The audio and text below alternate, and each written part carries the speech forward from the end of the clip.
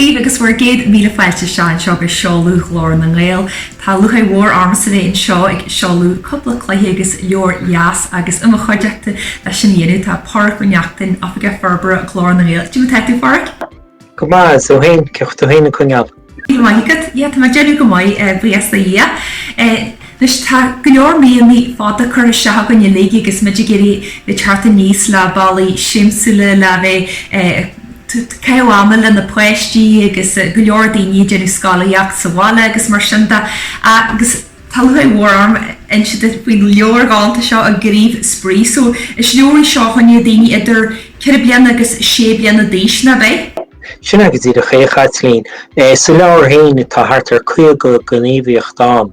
Agus oiríre na hábhar bhhainn slena gníomhíochtaí seo bainse sin álín ach tá Glór ábhar bheith timpeall na tíos tá tunna úsáid ná tá chamach san á chóirsála diongaid in na hábhar seo tá tunna rudí álín tá diongalób.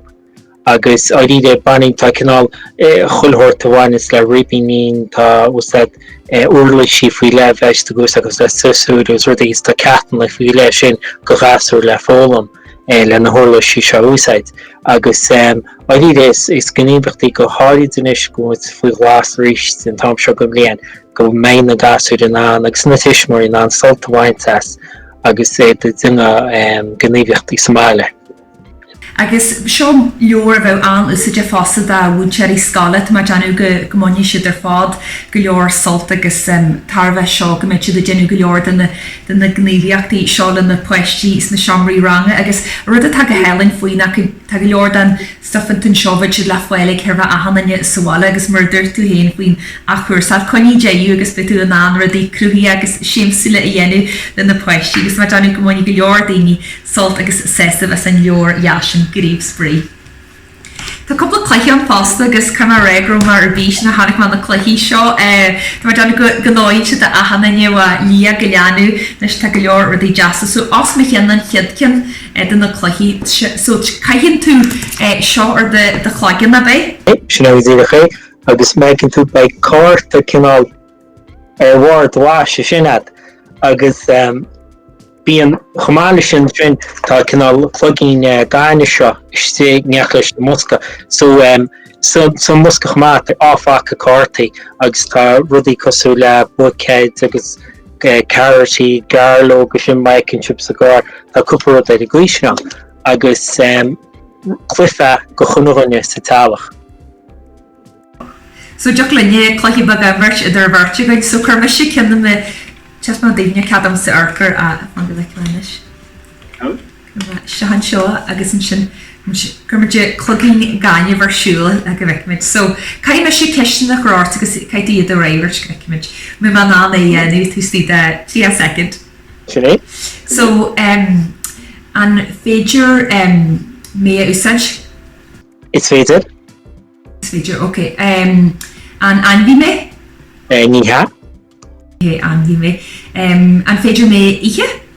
Is féidir. Is féidir. An bhfuil má fálainn? Tá, fíor hálainn. An úlama? Ní ha. Glásra? Ní ha go báilech ní ha. Ok, ní ha glásra tán. Ceis? No, ní cáisiú, no, ní ha.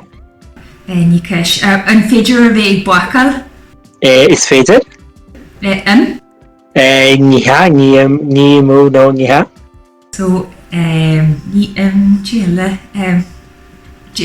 elf? Se, tan ceart lu Mar ma cearta! Tá mai agus tá amla spuir le go fásta. An láhá sin, máú?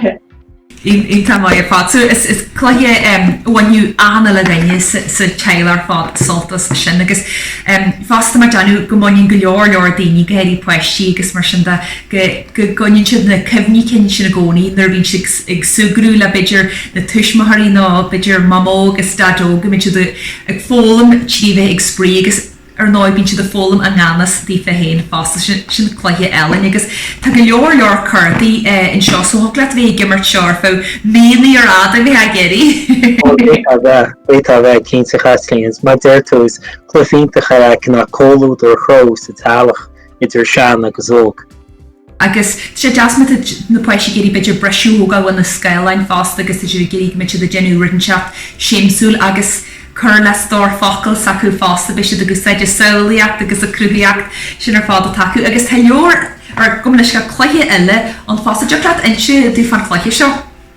Cínte, Tríonna, siad an cluiche tá le fáil ar úidir tRaithreachais TG4. Is tí san usca tosa túmach leis a gáirta seo, mai cinn sipa sinna, tá sé chalún trasna agus tá chúg spota so san áfeir. Tús a chluiche, jau chulimróir fiche cúig carta. Sunna cartaí tá ús a ceisna cos le mar hamplan ceantra trí áta roa ar siide in éiring. Agus tá tríocha secondad mar tá cloignín beg gáin earraíchtad, tríocha secondad sin, táirtad agart agus má tá freag gur cartad jau tú disca Glór agus táirt chúcín a cub sin a chruingeal go mé bát a grútad agus sin leanó tú earraí go dtín chéadháil teile.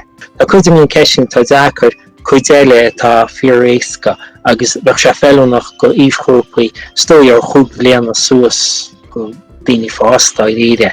Agus pí a chráice agus détá stoi idir leabhar a chloig agus tíchear na óide a cha gimmert san cluiche seo. Ínta agus sin cinile bheith go híntas na seomraí ranga, ci bheith daine bheith se fórsna fan na haine? Tá sé cinna calún trasna so séisiúr a bheith cinna laimert fi láid. Ínta agus tá go leor chur daon seo mar sin ní chluiche haine íhhaine mar hí seo blianta. Sin na chluiche sin gáint agus bhfuil má bhfuil coppla chluiche uair teart fásta deachra an si dúdí se? Sinné bei pobl na gailge fud na tíre ar bís na chluiche se a seo, tá clúdó orbert ag úidir tRaithreachais agus bei sé dintanéing hí sa bortláige. Bei se le fáil ar úidir tRaithreachais síle me an caiiciise, so cunneigí war súloscoilte ans go meis me le cheannacht ar úidir tRaithreachais. Tar fád agus sama deanna bhfuil ahanana ní géirí bheith taú le cólachtaí agus nóna in seo hanéirin i mléana a go héirí agus seo chluiche bheith daoine go deán na neor seasa si bheith si rathe si do lún go glún tá cinnte agus go leoradí séimsla agus is spríú le bon láf agus a rud a tannar tá poisttí ag sprí ná ag sugrú níle sacú bhil si de fólam agus be si de fólam an ganas dí féhéin agus a chur leis sé stór facail sin agus is balla ealainn ar deanga ealainn a chuomhnú fásta ar nói. So gur míle maigad as iad sin phléile man seo haniu agus tá sulúlagam go méisiad ar sealfan na tí a bhád. Tá súlan go méid chumá gur míl mád Caitlín. Gur míle maigad agus tá sulúlagam go mhaine si bar fád salt agus tarbha as na chluiche seo agus féisiad a phléil ar úidir stad í inis. Gur míle maigad.